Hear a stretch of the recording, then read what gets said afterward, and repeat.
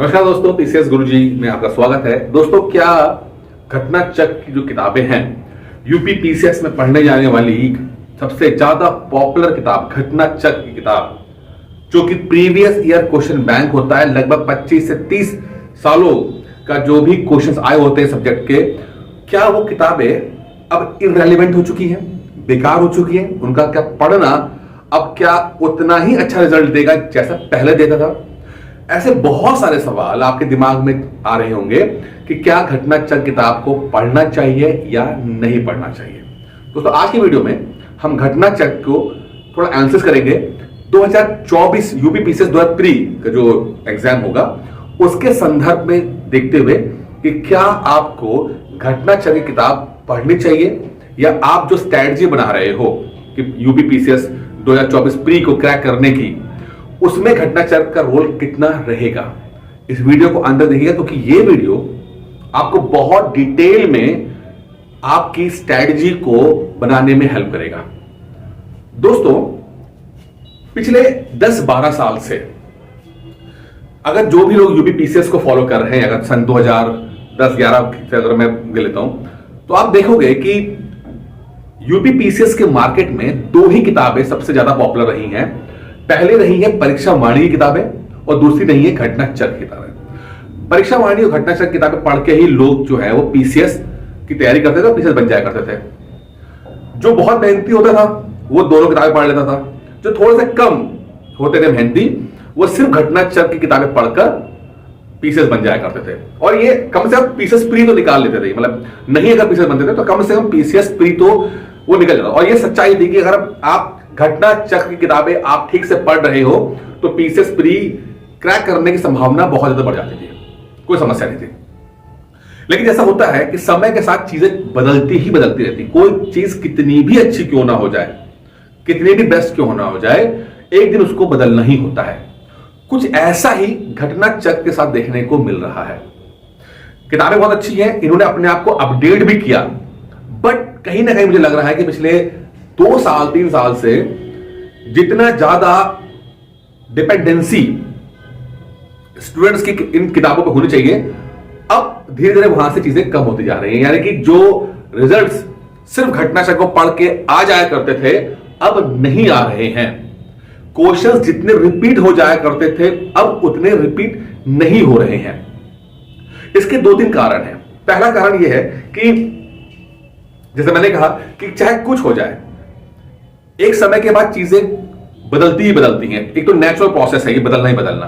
और दूसरा सबसे बड़ा जो एक कारण है वो कारण यह है कि जब भी कोचिंग इंडस्ट्री के अंदर, खासकर यूपीएससी के अंदर, आईएएस के अंदर, जब भी कोई कोचिंग, कोई किताब बहुत ज्यादा डोमिनेट करती है, ठीक है, उसका डोमिनेशन बहुत ज्यादा होता है, तो आयोग भी चाहता है कि इसकी मोनोपोली को तोड़ा जाए। जैसे यूपीएससी के अंदर होता है कि भाई वाजीराम रवि कोचिंग चली, एक समय बहुत चलती थी, अब उतना नहीं चलती है। अब उनसे उतना नहीं, कोचिंग है बट जितने रिजल्ट्स या जितनी चीजें आ जाया करती थी अब नहीं आती हैं। दृष्टि के साथ भी वही हुआ, ठीक है। बहुत सारी किताबें भी हुई हैं, डीडी बसु हुई हैं, सुभाष कश्यप पढ़ी लोगों ने, ठीक है, बिपिन चंद्रा पढ़ी किताब लोगों पढ़ी। इस अपने टाइम की सुपर हिट चीजें रही हैं, बट धीरे धीरे ये चीजें इररिलेवेंट होती चली गई क्योंकि एग्जामिनर ने बोला कि हम अब यहां से तो चीजें देंगे ही नहीं देंगे, ठीक है, कि उनकी मोनोपोली तोड़ दी जानी चाहिए, जो कि इक्वल प्लेइंग फील्ड करने का एक कारण है कि मतलब चीजें सबके लिए बराबर होगी। जो लोग एक कोचिंग ज्वाइन नहीं कर पा रहे हैं तो ऐसा ना हो कि वो लोग वंचित रह जाएं, तो उनको भी मौका मिले। तो इक्वल प्लेइंग फील्ड, सबकी बराबरी होनी चाहिए, कोई मोनोपोली ना हो, ऐसा आयोग का एक फंडा रहता है। तीसरा चीज जो मुझे लगता है सबसे इंपॉर्टेंट है वो है कि 2016 के बाद एक बदलाव आता है, जियो मार्केट में आता है। जियो इंटरनेट बहुत सुविधा देता है लोगों को। पहले जो नॉलेज सेंटर हुआ करते थे, वो 2 दिन नॉलेज सेंटर थे, वहीं से इंफॉर्मेशन मिला करती थी। अब एक गांव का बच्चा कहीं पर भी रह रहा है, उसको भी वही सब नॉलेज इंफॉर्मेशन मिल रही है जो कोई बड़े शहर में, बड़ी कोचिंग हब में रहते हुए मिल रहा है। तो चीजें अब बहुत ज्यादा ट्रेवल कर रही हैं, इंफॉर्मेशन फ्लो कर रही है, बहुत ज्यादा फ्लो कर रही है। आर्टिफिशियल इंटेलिजेंस आ चुका है, इतना ज्यादा चीजें हो चुकी हैं।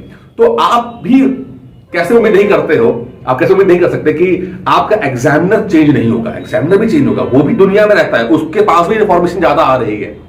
तो ये सब चीजें होने के कारण से जो किताबें हैं, घटना चक्र किताबें हैं या परीक्षावाणी किताबें हैं, उनमें अब वो चीजें नहीं आ पा रही है, उतनी तादाद में नहीं आ रही है जितनी पहले आती थी। तो अब सवाल बनता है कि अब करें तो क्या करें? क्या घटना चक्र को बिल्कुल खत्म कर दें, छोड़ दें, या कुछ और रास्ता बनाया जा सकता है? जो मेरा एनालिसिस है वो ये है कि घटना चक्र पूर्वावलोकन की जो किताब है वो अभी भी रेलेवेंट है, बट सफिशिएंट नहीं है। फिर से बोलूंगा कि घटना चक्र पूर्वावलोकन की जो किताब है अभी भी यूपी पीसीएस के अंदर रेलेवेंट है, बट सफिशिएंट नहीं रह गई है। यानी कि पढ़ना तो उसको है, बट उसके भरोसे नहीं बैठना है।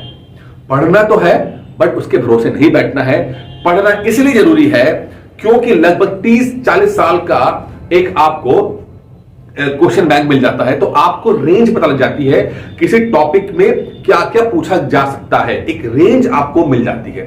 पहली चीज तो आपको ये है, ठीक है। दूसरा, अभी भी पीसीएस के अंदर, यूपी पीसीएस के अंदर क्वेश्चंस रिपीट करते हैं, ठीक है। अभी भी यूपी पीसीएस के अंदर क्वेश्चन रिपीट करते हैं, माना कि उतनी तादाद में नहीं करते जितनी पहले करते थे, लेकिन अभी भी अच्छे खासी तादाद में रिपीट करते हैं। तो क्वेश्चंस, घटना चक्र जो है अभी भी रेलिवेंट रहती है। और तीसरा सबसे इंपॉर्टेंट है कि अभी भी जो अगर रिपीट नहीं भी करेंगे तो रिलेटिव रिपीट करते हैं, यानी कि क्वेश्चन भले रिपीट ना करे बट टॉपिक रिपीट कर जाता है। क्वेश्चन भले ना रिपीट करे बट टॉपिक रिपीट करता है। तो आप समझ सकते हो कि जो घटना चक्र किताब है वो अभी भी रेलिवेंट है, बट चूंकि बदलाव हो रहा है, चेंजेस आ रहे हैं, बहुत सारी कुछ चीजें डेवलप हो गई हैं, तो सफिशिएंट नहीं रह गया है कि आप जो है सिर्फ यही पढ़ के जाओ और सोचो कि मैं पीसेस बन जाऊंगा, पीसेस प्री क्रैक हो जाएगा। अब शायद उतना आसान नहीं रह गया, उतना आसान नहीं रहेगा जितना आज से 5-6 साल पहले चीजें आसान हो जाया करती थी। उम्मीद करता हूं समझ में आ रहा होगा कुछ, ठीक है। अब कैसे किया जाए, क्या किया जाए ऐसा कि घटना चक्र किताब को पढ़ने का क्या तरीका हो सके? अभी तक क्या होता है, मैंने यूपी पीसीएस में देखा कि लोग घटना चक्र किताब लाते हैं, ठीक है, और लेट कर पढ़ना शुरू कर देते हैं, बस पढ़ रहे होते हैं। जब भी आप लेट कर, बैठ कर, इजी होकर पढ़ते हो, मैं हमेशा कहता हूं कि जब भी आप पढ़ोगे आपके पास इंफॉर्मेशन आई, बट क्या आपने अपने दिमाग को ट्रेन किया?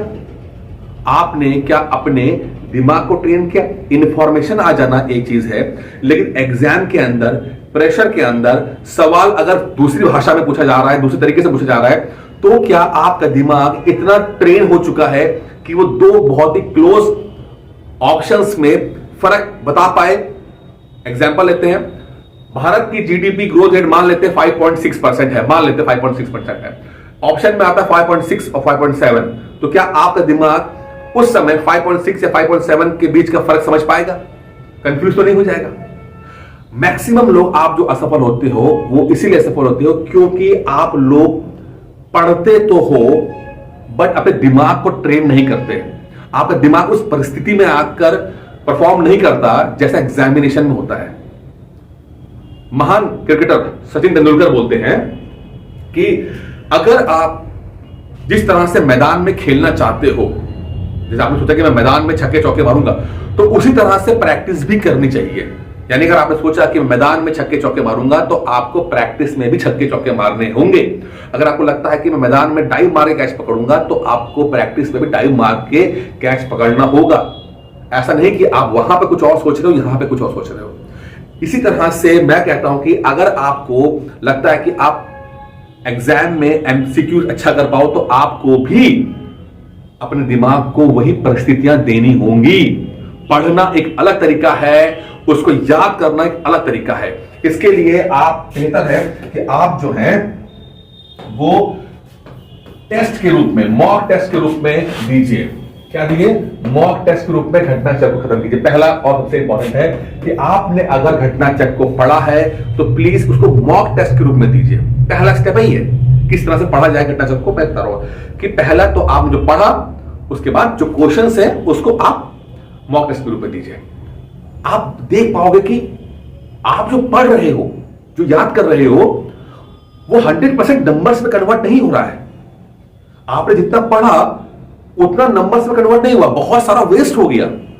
यानी अगर 100 आपने पढ़ा, 100 यूनिट्स पढ़े, तो आप बहुत से बस 70% यूनिट आप रिजल्ट दे पा रहे हो, 30% वेस्ट हो रहा है। आप एनालाइज कर पाओगे।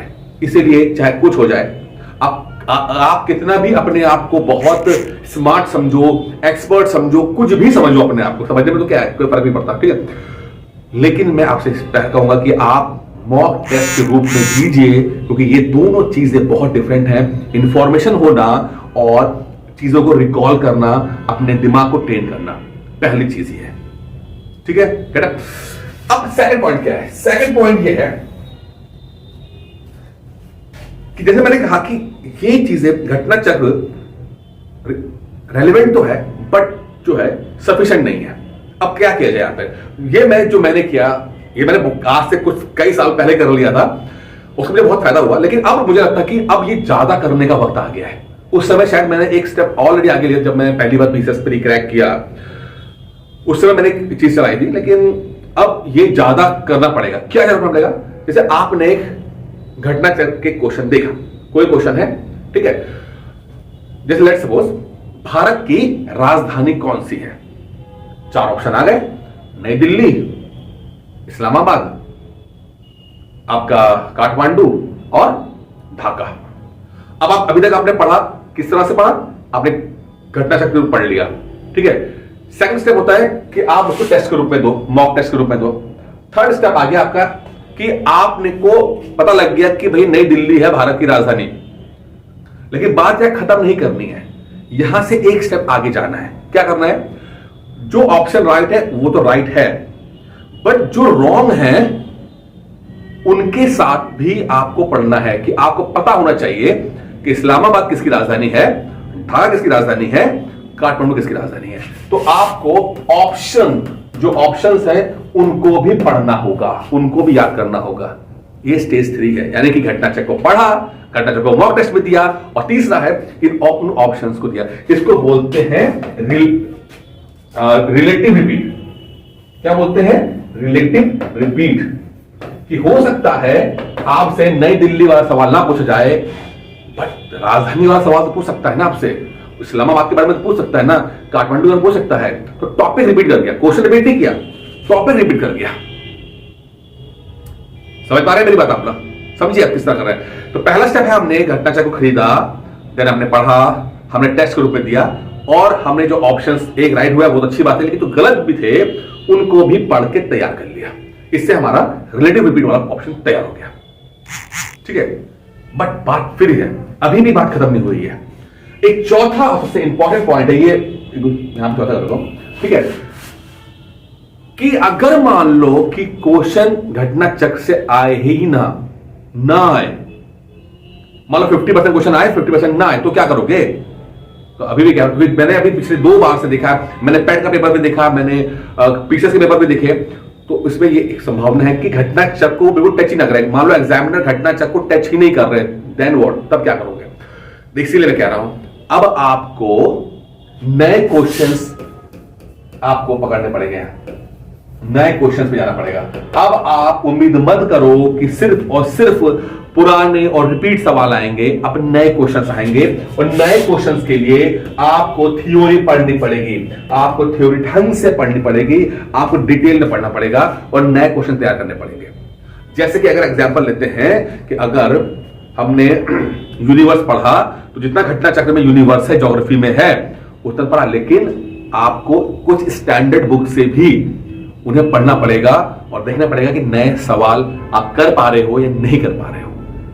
आप क्यों उम्मीद लगा के बैठे हो कि एग्जामिनर अपनी ही रेंज को फॉलो करेगा? क्या पता अपनी रेंज को तोड़कर नए सवाल कर दे। अगर मैं कहता हूं 20% भी अपनी रेंज तोड़ देता है, 20% भी अपनी रेंज तोड़ के नए सवाल लेता है, तो 20% बहुत ज्यादा होता है। लगभग 30 सवाल होते हैं 20% का मतलब यह है 30 सवाल में मामला इधर उधर हो सकता है। और ऐसा नहीं कि वो नहीं कर रहा है, करंट अफेयर्स इसका सबसे बड़ा उदाहरण है।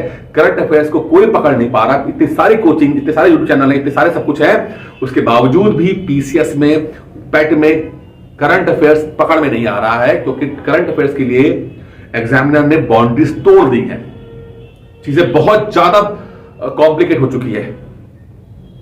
ठीक है, तो मैं सिर्फ इतना बोल रहा हूं कि अगर मान ले सिर्फ 20% भी नए क्वेश्चन आ जाते हैं तो आपकी तैयारी बिल्कुल गड़बड़ा सकती है, आप सफल से असफल हो सकते हो। तो आप अपने आप को तैयार करो वर्स्ट केस सिनेरियो के लिए कि आप बद से बदतर सिचुएशन में भी बेहतर परफॉर्म कर पाओ। इसके लिए आपको थ्योरी पढ़नी पड़ेगी। अब जमाना नहीं रहेगा शॉर्टकट का, प्लीज मानो अभी टाइम बहुत है, बहुत टाइम है। आप अपनी तैयारी को ठीक से तैयार करो। शॉर्टकट से नहीं निकलेगा एग्जाम, शॉर्टकट से एग्जाम नहीं निकलेगा। अपनी तैयारी कंप्लीट तैयारी करो, स्टैंडर्ड पढ़ो, एक किताब से स्टैंडर्ड किताब से पढ़ो, हो सके तो 2 किताब से पढ़ लो, बहुत अच्छी बात है। ठीक है, उसके बाद पूर्वावलोकन घटना चक्र पढ़ो। ठीक है, उसको टेस्ट के रूप में दो। ठीक है, उसको फिर उसके जो ऑप्शंस हैं उसको आप कंप्लीट करो। आप देखोगे तब जाके एक टॉपिक आपका कंप्लीट होगा, कंप्लीट होगा। ठीक है, तो इस तरह से अगर आप पढ़ेंगे आप बेहतर परफॉर्म कर पाओगे। अगर कुछ और दिमाग में चल रहा है, कुछ और दिमाग चल रहा है, तो मैंने एक चीज जो है, ठीक है, एक लेट्स टॉक नाम के मैंने एक सीरीज स्टार्ट की है, लेट्स टॉक। अगर आपके दिमाग में बहुत सारा कंफ्यूजन है, बहुत सारा डाउट्स है, बहुत चीजें चल रही हैं, स्ट्रैटेजी वाइज क्या किया जाए, कैसे किया जाए, आप कई सालों से असफल हो रहे हो या बहुत नए हो एग्जाम के लिए, जो भी है नहीं समझ पा रहे हो, ठीक है, तो मुझसे बात कीजिए। मैंने ठीक है, इस नंबर में बात कीजिए, ये नंबर मेरा है। इस पे हम बैठकर आपकी ही स्ट्रैटेजी को, आपके ही डाउट्स को डिस्कस करेंगे। और यकीन मानिए 10-15 मिनट की कन्वर्सेशन अभी तक जितने लोगों ने भी की है उनको बहुत फर्क पड़ा है। कभी कभी सेल्फ डाउट होते हैं, कभी कभी दुनिया भर की बातें चल रही होती है, इतना सारा नॉइस होता है आसपास में, यूट्यूब चैनल्स हैं, टीचर्स हैं, बहुत सारे लोग बातें कर रहे हैं, कंफ्यूज कर रहे होते हैं। अगर आपको लगता है कि मुझसे बात करके आप थोड़ा सा ट्रैक पे आ सकते हो, थोड़ा सा आप कंफ्यूजन कम कर सकते हो, मुझसे बात कीजिए। ये नंबर मैंने दिया हुआ है, मैम उठाएंगी फोन, आप उनको बताइएगा और अपॉइंटमेंट फिक्स कीजिएगा, बात की जाएगी। बात कर फोन कर शर्म आ रही है तो आप मुझे व्हाट्सएप भी कर सकते हैं। भाई दोस्तों, इस वीडियो में इतना ही था। उम्मीद करता हूं वीडियो पसंद आया होगा। धन्यवाद।